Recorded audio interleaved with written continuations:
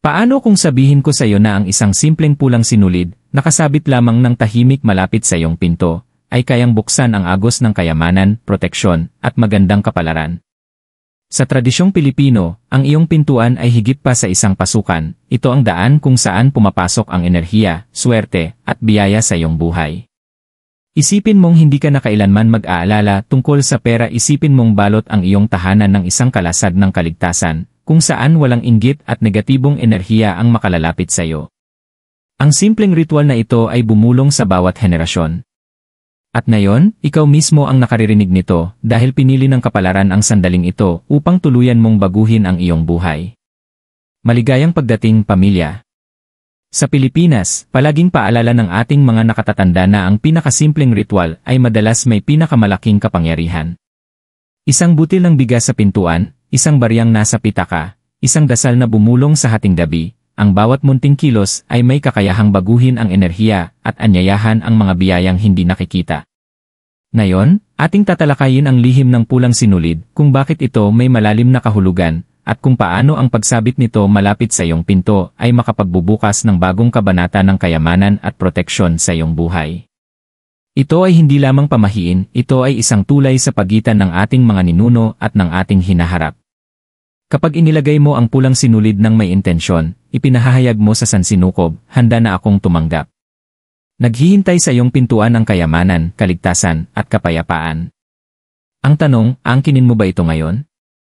Ang sinaunang lihim ng pulang sinulid.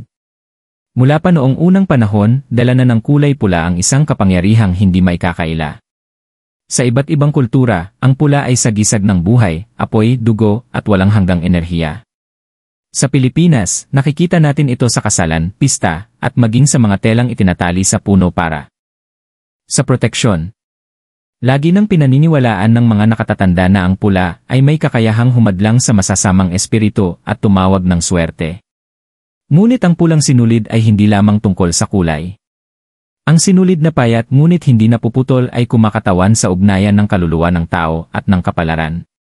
Kapag isinabit mo ito sa iyong pintuan, hindi lang ito palamuti, nagiging isa itong bantay na buhay, tahimik na nagmamasid sa bawat pumapasok at lumalabas ng iyong tahanan. Bawat hibla ay bumubulong ng pangako, walang pinsalang papasok, biyaya lamang ang papasok. Isipin mo ang mga kwento ng ating mga lolo at lola. Tinatali nila ang pulang sinulid sa pulso ng mga sanggol para protektahan laban sa usob, ang di nakikitang enerhiya ng inggit o matinding espiritu na maaaring magdulot ng pagkakasakit.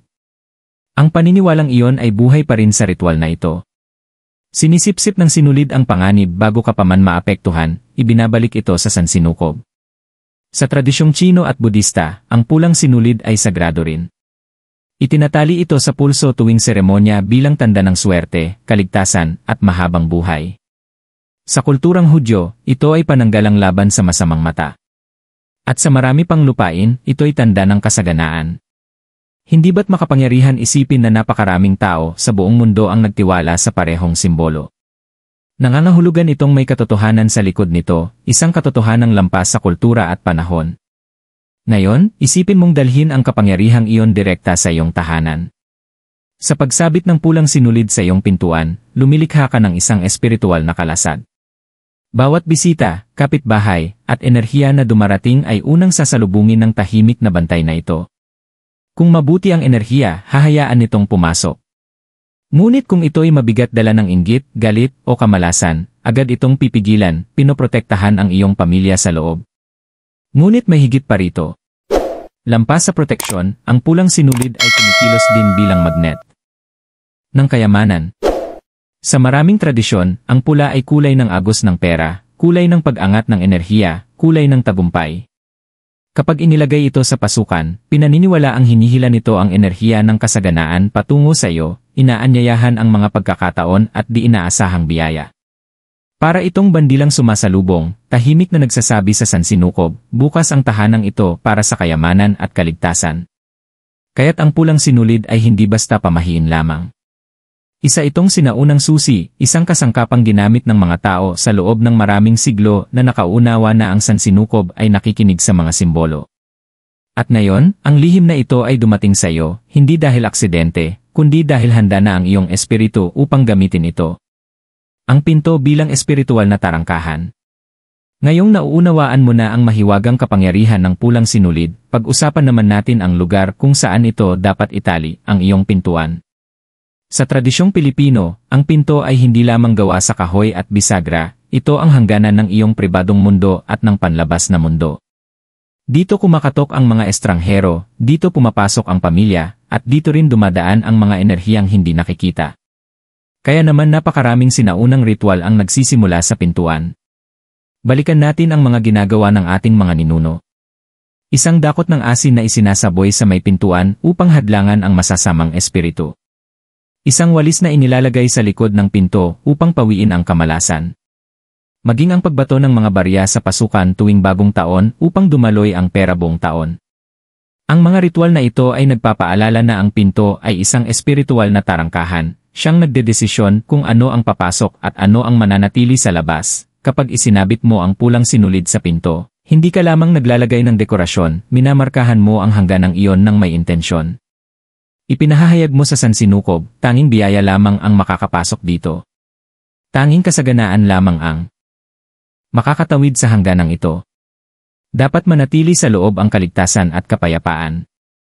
Sa bawat pagdaan mo o ng iyong mahal sa buhay sa pintuan, tahimik kang tinatakpan ng sinulid, tiniyak na dala mo ang proteksyon at kasaganaan saan ka man magpunta. Matagal nang itinuturing na sagrado ang mga pinto sa iba't ibang kultura. Sa Feng Shui, tinatawag na mouth of chai, ang harapang pinto, ang lugar kung saan pumapasok ang enerhiya ng buhay. Kung ang pasukan ay barado, marumi, o puno ng mabigat na enerhiya, hindi makakapasok ang swerte. Sa mga Kristiyanong tahanan, binabasbasan ng banal na tubig ang mga pinto sa espesyal na okasyon. Maging sa mga sinaunang nayon, iginuguhit sa mga pintuan ang mga proteksyon na simbolo upang tiyakin ang kaligtasan ng pamilya. Bakit? Sapagkat ang pinto ay buhay na may enerhiya. Bawat tunog, bawat katok, bawat pagdating ay may dalang panginginig. Ang iyong pintuan ay tila salamin na nagbabalik ng enerhiya ng iyong tahanan sa mundo. Kapag isinabit mo ang pulang sinulid dito, inaayon mo ang enerhiya sa lakas, kaligtasan, at kasaganaan. Isipin mo ito, may kapitbahay na dumating upang bumisita, ngunit sa kaibuturan niya ay may dala siyang inggit. Hindi niya namamalayan, dala niya ang enerhiyang iyon sa iyong tahanan. Karaniwan, makakapasok ito at magdudulot ng tensyon sa loob. Ngunit kapag nariyan ang pulang sinulid, agad nitong sinasalubong ang enerhiya, inaabsorb at winawasak bago pa ito makaabot sa iyo. Makakapasok pa rin ang bisita, ngunit ang kanyang negatibong dala ay maiiwan sa labas. Samantala, kung may taong dumating na may tunay na pagmamahal, kasiyahan, o biyaya, hindi ito hinaharangan ng sinulid.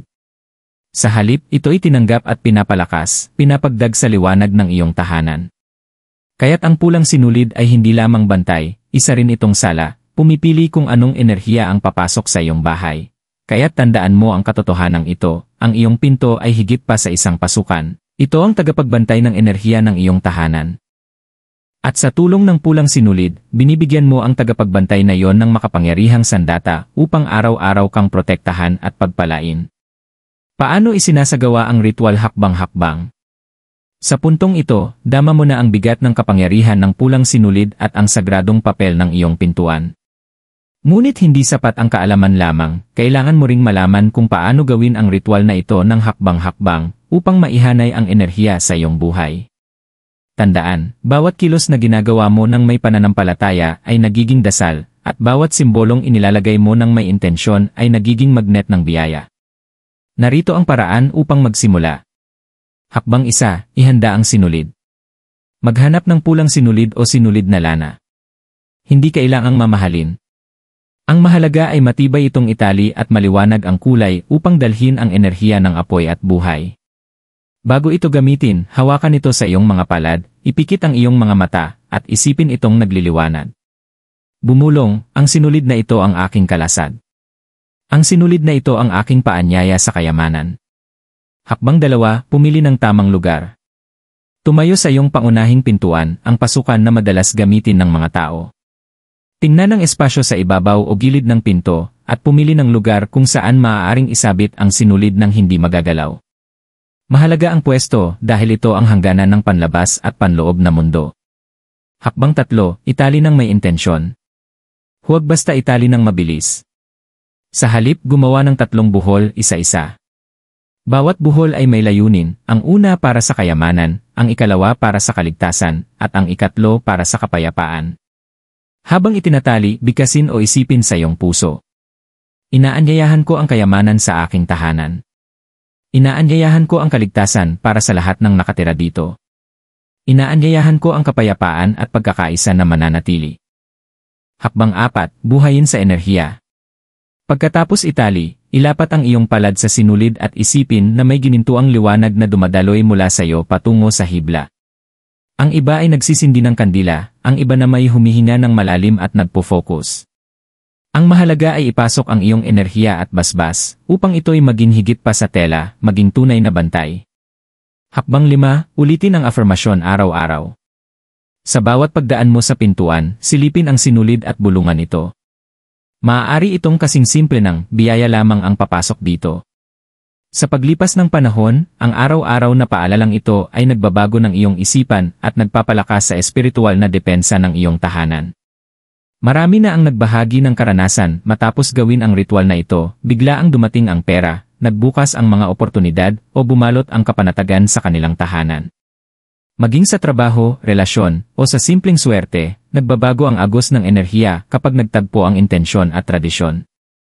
Tandaan, ang ritual na ito ay hindi tungkol sa salamangka, ito ay tungkol sa pananampalataya, focus, at pagkakaayon. Sa pagsabit ng pulang sinulid, pinagbubuklod mo ang karunungan ng iyong mga ninuno at ang enerhiya ng sansinukob. At kapag natapos mo ito, hindi na muling magiging pareho ang pakiramdam ng iyong tahanan, magiging buhay ito, ligtas, at handa ng tumanggap ng kasaganaan. Ang enerhiya ng kayamanan sa likod nito. Ngayong alam mo na kung paano isagawa ang ritual, tuklasin natin ang mas malalim na hiwaga, bakit nakakaakit ng enerhiya ng kayamanan ang pulang sinulid. Ang kayamanan ay hindi lamang tungkol sa pera, ito ay tungkol sa daloy ng enerhiya. Sa tradisyong Pilipino, ang kaswertehan ay madalas nakaugnay sa kung gaano kalaya ang pagpasok ng mga biyaya sa iyong buhay. Kapag nahaharangan ng takot, inggit, o negatibong kapaligiran ang enerhiya, nadidelay ang mga oportunidad, nananatiling sarado ang mga pintuan, at parang dumudulas lang ang pera sa iyong mga palad.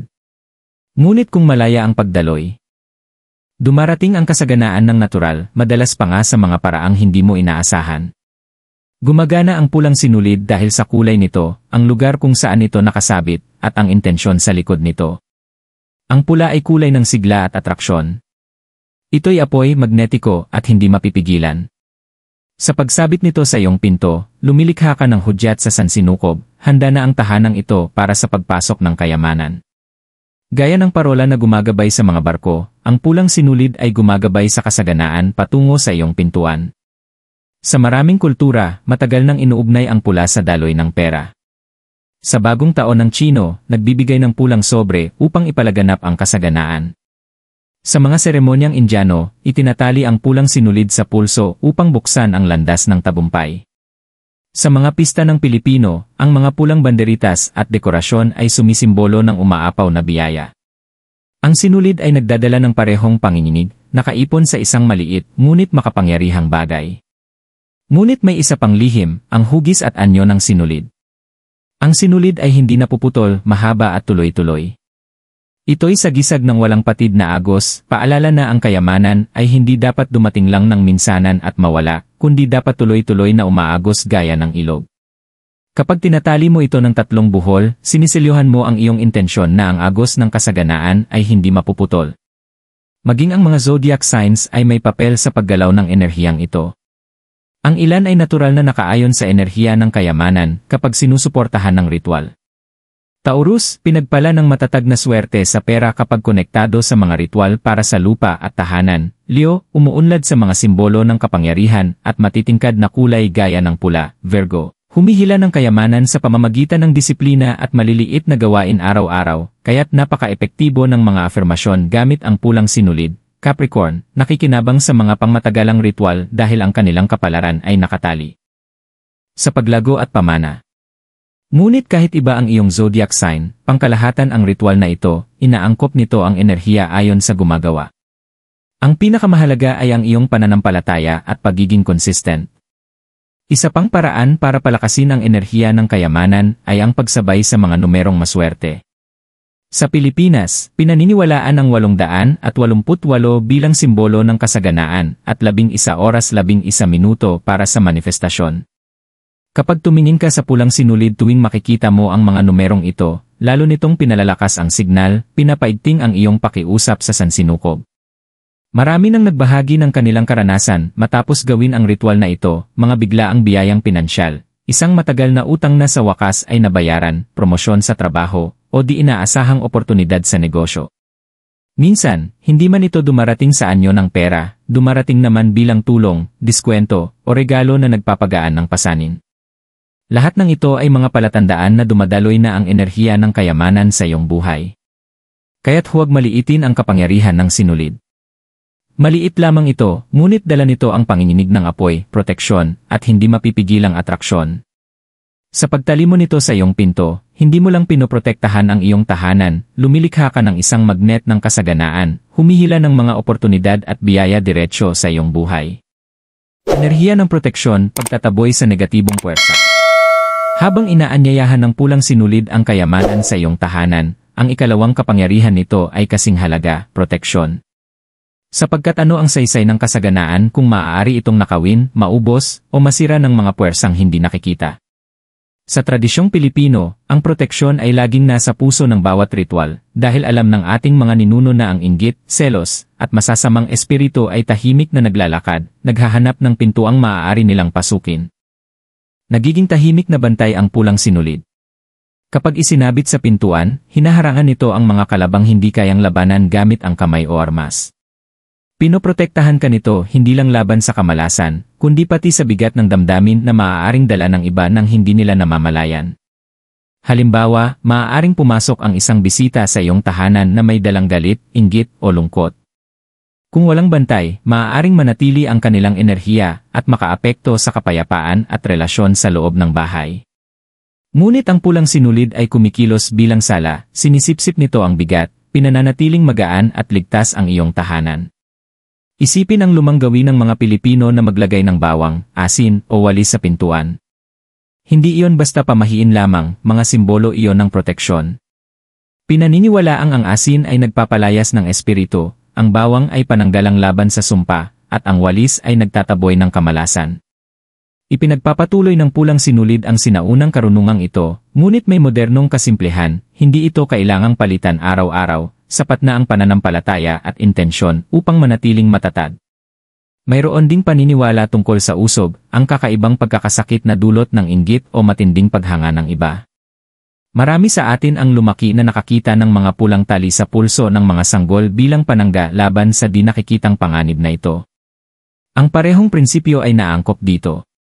Sa pagtali ng sinulid sa iyong pinto, pinoprotektahan mo ang buong sambahayan laban sa bigat ng usob, inggit, at masamang mata. Sa iba pang kultura, makapangyarihang pananggalang din ang pulang sinulid. Sa tradisyong Hudyo, itinatali ito sa pulso laban sa sumpa. Sa mga gawin ng Tibet, binabasbasan ito ng mga monghe upang ipagtanggol laban sa kapahamakan. Sa Budismo, paalala ang pulang sinulid na ang tunay na proteksyon ay nagmumula sa koneksyon sa habag at katotohanan. Lahat ng tradisyong ito, kahit magkakalayo, ay nagkakaisa sa isang bagay, ang pulang sinulid ay may puwersang nagtataboy ng dilim. Umaabot din ang proteksyon sa iyong mga panaginip at pagtulog. Maraming tao ang nakapansin na matapos magsabit ng pulang sinulid, mas payapa ang kanilang gabi. Tumatahimik ang kakaibang ingay, naglalaho ang bangungot, at bumibigat ang kapayapaan sa kanilang tahanan. Ito ay dahil hindi na hinahayaan ng pintuan na makalusot ang mga ligaw at magulong enerhiya sa gabi, at tandaan, ang proteksyon ay hindi lang laban sa espiritu. Ito rin ay tungkol sa pagprotekta sa iyong mga oportunidad. Minsan, kapag papasok na ang swerte, maaaring hadlangan ito ng inggit ng iba. Ngunit tinitiyak ng pulang sinulid na ang iyong mga biyaya ay mananatiling nakaselyo, bantay sarado, at ligtas mula sa panghihimasok ng iba. Kaya't habang ito ay magneto ng kayamanan, ang pulang sinulid ay isa ring kalasag laban sa pagkawala. Ipinahahayag nito sa sansinukob, ang akin ay mananatiling akin. Ang para sa aking pamilya ay ipaglalaban at ipoprotekta. At kapag nasa lugar na ang kalasag na ito, maaari ka nang mamuhay ng may kapayapaan, alam mong ligtas ang iyong yaman at ang iyong espiritu, natuklasan mo na ngayon ang lihim na binuhat ng napakaraming henerasyon sa mga bulong, Ang pulang sinulid sa iyong pinto ay higit pa sa tela, ito ay isang bantay, isang magneto, at isang tulay sa pagitan ng iyong espiritu at ng sansinukob. Sa Pilipinas, matagal na nating pinaniniwalaan na ang pinakamaliit na kilos ay maaaring tumawag ng pinakamalalaking biyaya. Isang baryang nakatago sa ilalim ng unan, bigas na isinaboy sa may pintuan, dasal na binigkas sa hating gabi, lahat ng ito ay paalala na ang kapalaran ay nakikinig sa mga kumikilos ng may pananampalataya. Isa ang pulang sinulid sa mga gawain iyon. Maaaring simple itong tingnan, ngunit sa kasimplehan nito ay nakatago ang napakalaking kapangyarihan. Kapag isinabit mo ito sa iyong pinto, ipinahahayag mo sa sansinukob, inaanyayahan ko ang kayamanan sa aking tahanan. Inaanyayahan ko ang kaligtasan para sa aking pamilya. Inaanyayahan ko ang kapayapaang tatagal magpakailanman. Sabihin ang mga salitang ito ng taos puso. Ulitin ito araw-araw. Habang paulit-ulit mong inaangkin, mas lumalakas ang enerhiya. Isipin mong kumikislap ang bawat buhol, umaawit ng proteksyon ang bawat hibla, at bawat araw ay humihila ng mas marami pang biyaya sa iyong buhay. Sandali mong ipikit ang mga mata, isalarawan ang iyong tahanan na nababalutan ng gintong liwanag, ang iyong pintuan na kumikinang sa pulang enerhiya, at bawat hakbang mo palabas at papasok ay nagdadala ng kasaganaan sa iyo. Walang negatibong enerhiya ang makakapasok. Walang biyayang mawawala. Lahat ng kailangan mo ay kusang dumadaloy, tahimik at payapa. Tandaan ito, hindi aksidente na narinig mo ang mensaheng ito ngayon. Kung naririnig mo ito, ito ay dahil handa ka na. Handa nang protektahan ang iyong tahanan. Handa nang tanggapin ang kayamanang matagal nang naghihintay. Handa nang mabuhay ng walang takot sa inggit, sumpa, o kamalasan. Kaya't inaanyayahan kitang bigkasin ito ng malakas, na parang ang iyong tinig ay umuugong hanggang langit. Handa na ako sa kayamanan. Handa na ako sa kaligtasan. Handa na ako sa kapayapaan. Inaanyayahan ko ang mga biyaya sa aking tahanan ngayon. Hayaan mong maging dasal, kalasad, at pangako ang afirmasyong ito. Sa bawat pagdaan mo sa iyong pinto, ipaalala nito na hindi ka nag-iisa, nasa tabi mo ang iyong mga ninuno, nakikinig ang sansinukob, at pinoprotektahan ka ng pulang sinulid. Ito ang iyong hudyat. Huwag nang hintayin ang bukas. Huwag nang magduda. Angkinin ang biyaya ngayon. Isabit ang pulang sinulid, bigkasin ang iyong intensyon, at panoorin kung paano unti-unting nagbabago ang iyong buhay. Sapagkat ang kapalaran ay hindi dumarating sa mga nag-aatubili. Dumadating ito sa mga handa. At ngayong araw, kaibigan, pinili ka na ng kapalaran.